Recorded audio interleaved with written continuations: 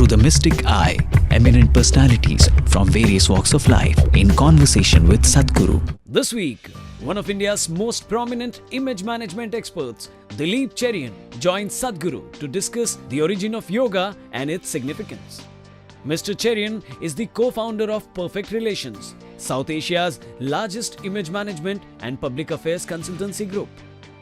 He began his career as the economic consultant to the Bureau of Industrial Cost and Prices, Ministry of Industry. Later, he became the editor of Business India, one of India's leading business magazines.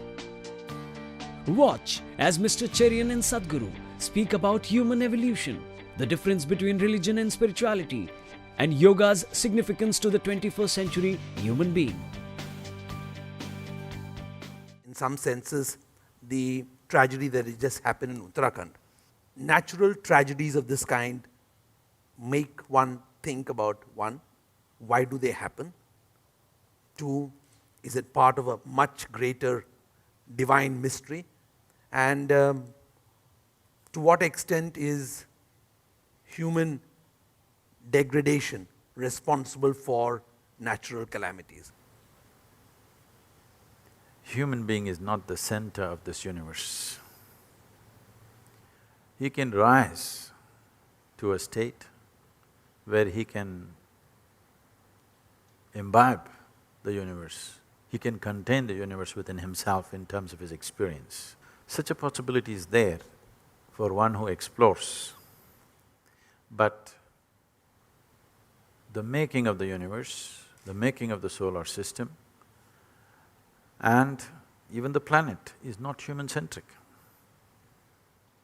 That is, every other life on the planet and everywhere else, every other form of life, not necessarily physical, all of them have a role to play.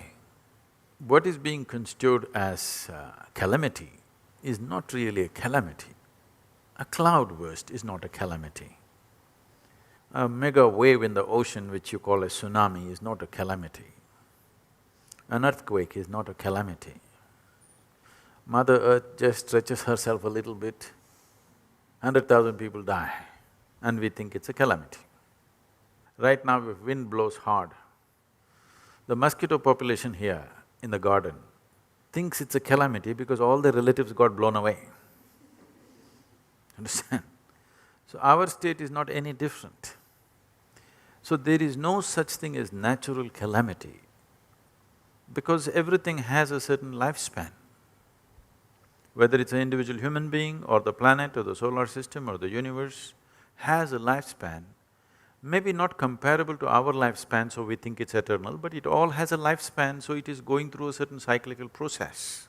In this process, if an earthquake happened 1,000 years ago, people would have just felt the tremors and they thought God is angry and they would have kept quiet. Not too many would have died because somewhere an earthquake happens. We did not span across the planet as we do today. Today we are too many. We're nice, but we're too many Because we're too many, if one wave comes, 25,000 people will die, one cloud bursts, close to 20,000 people die. It is just, we are a calamity, we are in the way of everything without understanding anything.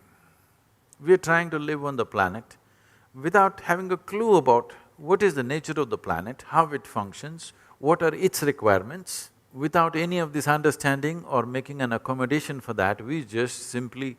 we're too overjoyed with our own ability to do a few petty things. We're too enamored with our own petty intellect. I think this is an evolutionary problem.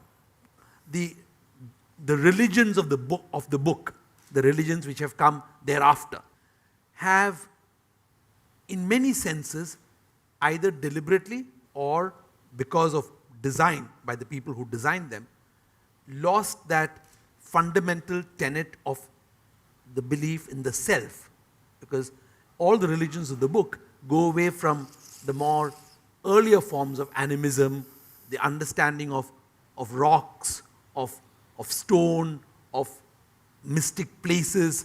All those have in some senses been lost. Is that therefore devolution instead of evolution in modern thinking and religious thinking?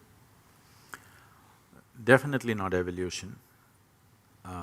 devolution is not a strong enough word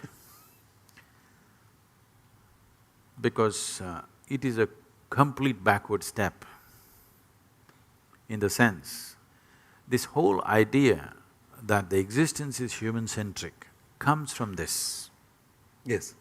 comes from these religions. Before these religions came, if you look at any other form of spiritual processes happening anywhere in the world, whether it's the Australian Aborigines or India for that matter, or Africa or North America, South America, wherever you see, everybody recognized the significance of every other life on level with human life. Yes. Whether it is an ant or a bird or an insect or a rock or anything was recognized as significant as a human being. Because it's simple sense to understand what the soil that you walk upon is what you carry as your body right now. This simple sense is completely taken away because everything that is universe is, sitting in a book. Yes.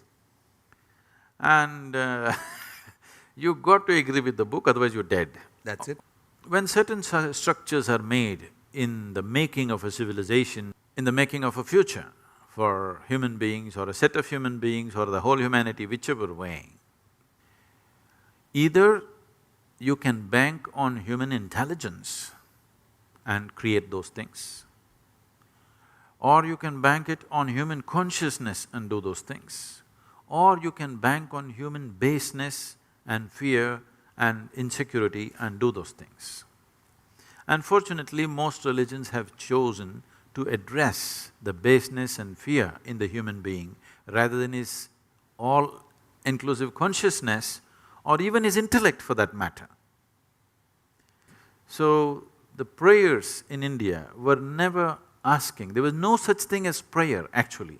Invocations and methods of worship, scientific methods of doing things and invocations. So the only prayer was, let me be destroyed the way I am, so that the bigger possibility manifests within me. You just look at it today, 99% of the prayers are just this, give me that, save me, protect me. Does it look like survival or does it look like spiritual process or religion to you? Just survival. You're routing your survival through heaven. It's a very inefficient way of doing it. But every religion has succumbed to this. Half the pujas, half the stones people wear, half the processes they conduct in temples are all fundamentally part of an ask. An ask is the cornerstone of religion's survival because you ask, you give. I want you to look at this can become a major study. If you walk into any ancient temple, you will see none of the processes are about asking. There's no room to ask. There is no room for adulation nor for asking, just scientific processes.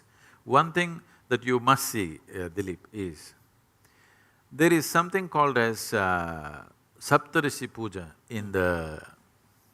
in Kashi. This happened when Adiyogi gave this knowledge to the Saptarishis. It went on for a very long time.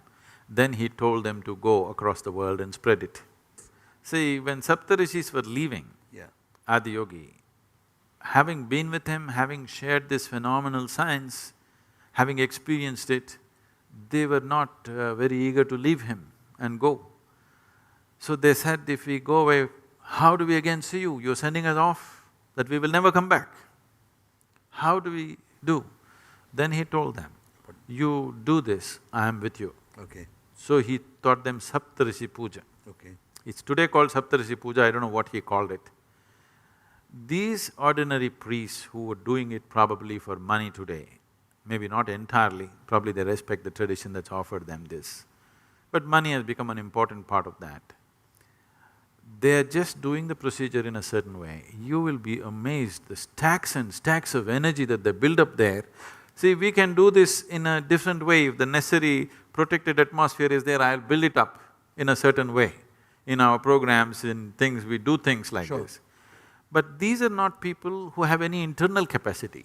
They're just doing a process, outside process, which is so absolutely amazing that though the individual performing it, this is pure technology. You don't know one thing about your cell phone, but you know how to use it, you can speak to America. It's just like that. These guys themselves know nothing, but they're just sticking to the procedure and it's working miraculously. Miraculously means I was just flabbergasted, I couldn't believe. I always have a certain disdain for temple priests and the way things are conducted. I suddenly bow down to them, I say, okay, this is great. If you kept it for 15,000 years without distorting it, we have to, Bow down to it, yes. bow down to you, whoever you may be right now. What yoga means, which is the whole concept of unity. Unfortunately, both in India and elsewhere, even this concept is getting diluted, is you will say, and I'm hesitant to use distorted. Is distorted, and distorted to an extent where it is almost unrecognizable. A lot of so-called yoga gurus have partitioned the whole, compartmentalized it as to a form of physical exercise and have lost out the core of the whole concept of it. But do you think that this breaking up is again an expression of where we are, consciousness, humanity, togetherness, all of that? Just ignorance. Okay. No, but what happens to yoga? I mean, since this is an area which you are… Now the California court ruled that if yoga has to enter the schools, you must remove all the Indian names. So Padmasana is being renamed as crisscross applesauce. You're joking. I'm not joking. Crisscross applesauce. Yes. To teach the children crisscross applesauce. Looks like Padmasana. I must cry, but I'm laughing. I know. This is weep worthy. In terms of yoga getting all distorted, it is a serious concern because the type of yoga that is going on, particularly, though I come from the stables of Hatha Yoga, I never thought I should teach Hatha Yoga because I didn't want to put people through such long processes because I have other ways of doing things. I thought we will never really teach Hatha Yoga except as a preparation for some long meditation programs, just 40 days, 60 days kind of preparation. But in the last 5–6 years, I've seen many, I think I've taken off at least 2 dozen reasonably popular yoga teachers in America to stop teaching because I just pointed out what they were doing and how it is impacting their lives. See, doing improper yoga is not just that they're going to hurt their body, they will bring calamities into their life. Because what you need to understand is, Hatha Yoga, the simple physical form of yoga, is a way of aligning your system with the cosmic geometry. So if you do it wrong, it's dangerous. If you do it wrong, you not just may cause physical damage, you will bring situations in your life which are completely disastrous for you. Whether your life works smoothly and constantly, successfully, or constantly you're in a pit depends on how well aligned or you're disaligned with the whole process. So Hatha Yoga is one way of aligning. It is a more physically, probably in today's world, more difficult way of doing it, but there is a certain beauty to it because it gives you health, it gives you well-being, at the same time it gives you success and focus and a different level of blissfulness in the body, which very few people experience. If you just sit here, how my body feels right now, I won't exchange this for anything. So why you don't go for a drink or a drug or something else which is physically whatever, is simply because you're in a better state than all those things. If I was miserable, maybe I would also drink. Yeah. If there was something going to elevate you for some time, why don't you do it? But when everything is so fantastic, why do you want to mess it up with something? That's a question, it's not a moral decision. It is just a question of… Physical need. No. If you're living in a better place, why do you want to come down to a more gross and, basic kind of thing? So when you're able to manage your own chemistry the way you want it, why would you want to throw chemicals into the system? It's as simple as that. So when I saw these yogic systems which are growing and becoming popular in America, I wouldn't like to name people and whatever, because for many reasons. For example, these days it's become a fad for people to do yoga in 42 degrees centigrade temperature. The classical yoga always prescribes, if you do any yogic process, you must either do it before 8:30 or 9 in the morning or after 4:30 in the evening, because you must do it in the cooler hours. When you do any yogic practice, particularly Hatha Yoga, you will develop an enormous amount of Ushna. Ushna is not to be understood as temperature alone. It causes temperature, but it is not temperature by itself. The whole Ayurvedic system functions on Ushna, Shita Yes, and Pitta. absolutely. So Ushna is one aspect, because the yogi always wants to keep his Ushna slightly above the normal. He wants to be hot, because for various reasons, if your body… Because the yogi's main concern is his perception, that he wants his perception to be unhindered.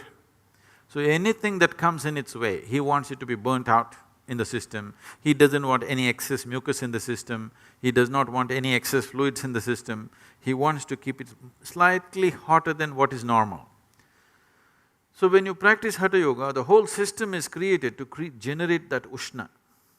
So always you must do it in the cooler hours, otherwise it'll go and cause cellular damage. So now they're doing yoga at 42 degrees centigrade. When I saw this is insanity. If you allow these things to happen for a period of time, one day medical research will come and show you how doing yoga destroys your system. It's not far away. Already some articles in New York Times have come and they've been circulated Yes, all yes, over, yes, how yoga is damaging to the system. If you allow this kind of yoga to flourish, that will be the conclusion in another 5 to 10 years, and immediately everybody will drop it. Right now it's rising without any papacy anywhere, simply by its sheer efficacy, it's just rising all over the world. You will kill that. So that's the reason I decided we must train Hatha Yoga teachers in classical Hatha Yoga. 21 weeks, a dedicated, focused time. They've never been through any training in their life like this. They think being a yoga teacher means dressing up in a certain way and, using a few Indian words. This makes them into… And producing a video. Yeah. So now we're really putting them through works, 21 weeks. And this will produce definitely more stable teachers who will take yoga in its right format, so that tomorrow if somebody is doing yoga, any kind of scientific study you conduct on them should be an absolute thumbs up, for sure, on all levels, physically, psychologically, emotionally, and in ways that they don't understand.